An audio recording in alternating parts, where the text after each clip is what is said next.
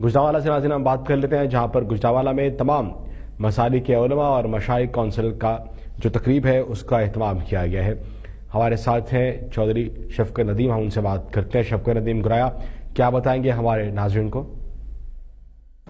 جی بالکل، پاکستان کے اندر دہشت گردی کے ناسور نے ہمیں ہماری جڑوں کو کھوکھلا کرنے کی بھرپور کوشش کی ہے، اور ہمارے دشمنوں نے پاکستان کے اندر جو ہے تباہی مچانے کی کوشش کی ہے، لیکن ہمارے اداروں نے یکجان ہو کر، ہماری قوم نے یکجان ہو کر ان کا دفاع کیا ہے اور پاکستان کو مضبوط کرنے کی کوشش کیا ہے۔ اب پاکستان لیول کے اوپر جو ہے گورنمنٹ کی طرف سے عال مسالک علماء مشائخ کونسل بنائی گئی ہے، جن کے چیئرمین اس وقت میرے ساتھ موجود ہے۔ ان سے یہ جاننا چاہتا ہوں کہ آپ کے پاکستان کے اندر مقاصد کیا ہے اور کن مقاصد کی خاطر آپ پاکستان میں ورک کرنا چاہتے ہیں؟ جی السلام علیکم۔ بنیادی طور پہ ہم نے جو اپنی آرگنائزیشن بنائی ہے، اس کا اصل ٹارگٹ یہی ہے کہ آپ نے ماضی میں دیکھا ہوگا کہ پاکستان کے خلاف مذہب کارڈ بہت زیادہ کھیلا گیا، اور خاص کر ہماری آرمی کے خلاف مذہب کارڈ کھیلا گیا۔